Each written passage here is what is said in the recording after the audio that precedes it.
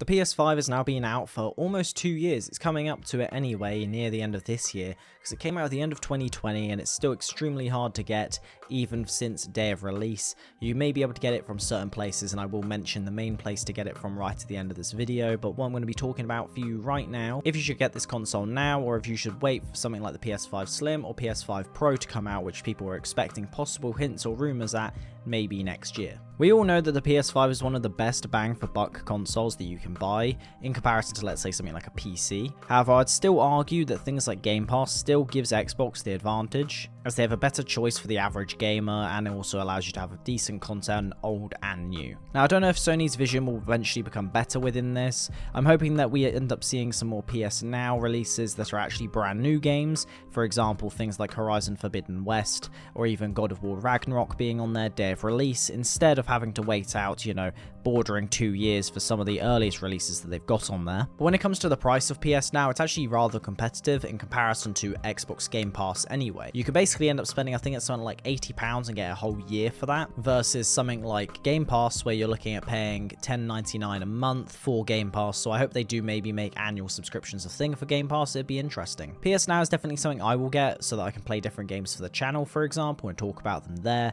and especially considering they have actually got a wide catalogue of games coming out straight away for it, but they aren't all newer games. It's also great that they decided to bring PS Now to PC gaming, as it will now start to allow them to get a foothold into the market properly. With PS Now, however, a lot of games will be downloadable, however most of the games will be available to stream instead, which is part of gaming that personally I'm not a fan of. I don't like the idea of streaming games, primarily because up until recently I've always had a really bad Wi-Fi and internet connection, so it actually is making it more of something that people, if they go down this route, can't access certain games because basically their Wi-Fi isn't good enough. Now with the PS5, you're not only getting a great gaming console, you're actually getting a great media station. And what I mean by this is that I've got an Apple TV, and honestly if I didn't have that, I'd probably be using my PlayStation 5 instead of using my TV itself to do things like Netflix, YouTube and that sort of thing. Personally, the Xbox Series X, the actual interface on it, isn't that nice. I don't enjoy it too much. It's one of those things that it's still very much a gaming console. You can tell that's kind of more first, even though at one point they were trying to go ahead being more of a media console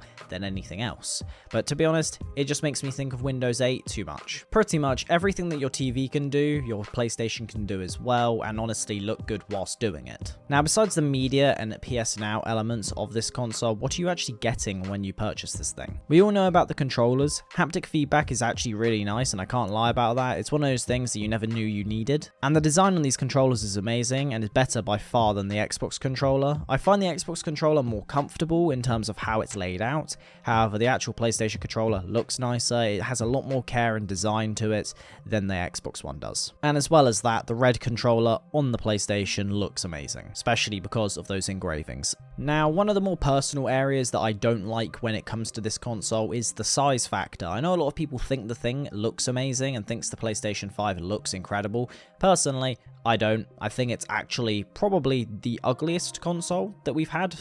The PlayStation, for example, I'd say the Xbox One may be very close to it.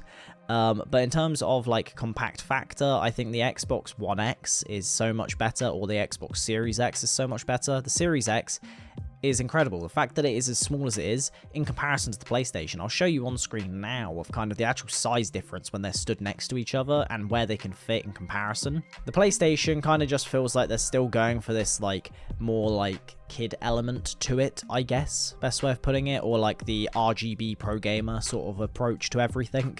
I don't know, I know it's not got RGB, but I'm talking about those sorts of people when it comes to buying consoles, versus the Xbox Series X, which is really sleek in design and also can fit pretty much anywhere whilst having great air circulation. Now what I mean by this is, for example, the PlayStation 5, when you load it up, no matter what, the fans will go from 0 to 100 for around 30 seconds to a minute. It gets ridiculously loud. It's bordering what the PS4 was like. And when you start up games, it does the exact same thing, and it will happen multiple times throughout your time when you're playing games, depending on how long your session is. The longest gaming session I've had whilst on my PS5 so far was about 3 hours, and within that time I heard the fans go twice at max capacity, which is a bit ridiculous. It feels like maybe they just shut the fans off for a while until the console needs the fans on, and then they just jump up to 100%. Versus the Series X, for example, that honestly doesn't do that. With the Series X, you don't end up with breaking immersion moments because the fan starts going off. That's what happened to me when I was playing through Red Dead 2 on my PlayStation 5. It's just the fact that it just got so loud and got so irritating that it was just, why do I need to hear this all the time? Well, because apparently they just run the fans differently, I'm guessing. My Xbox Series X, for example, is on all the time. I never notice it's on. I honestly get surprised sometimes when I look and I'm like, oh, it's on. Because when everything turns off at night, you can't hear it.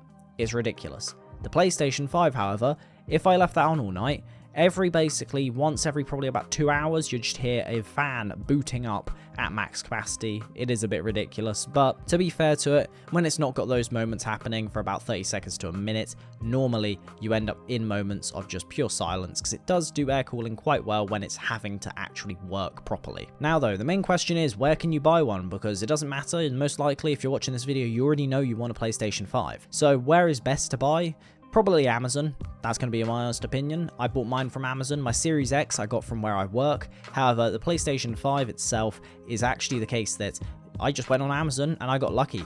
Amazon do staggered releases, which is very nice. It means all the stock can't just be bought instantly. They'll normally do it over the course of about 2 to 3 days as well. So you'll get like one release at 9 AM and one release at 11 AM in the UK anyway. And then you can just set up the buy now feature so you don't have to mess around with putting in all your card details. So best thing to do is if you're after one of these, go on Amazon. If you don't like Amazon, it's going to be very hard for you to get one. Go onto websites maybe that actually track and tell you rumors of when things are going to happen, because that's what I did. I followed a rumored website and they said Amazon are getting stock in on this day and you'll be able to buy some. So what did I do? I went on that and I got lucky and it took the money off my card instantly with the buy now feature, and I got the PlayStation about 2 days later, which was great. But yeah, with that all being said, I hope you guys enjoyed this video. If it was helpful, let me know in the comments down below if you're going to get a PlayStation 5 or if you're going to wait for something like the Slim or Pro in the next couple of years.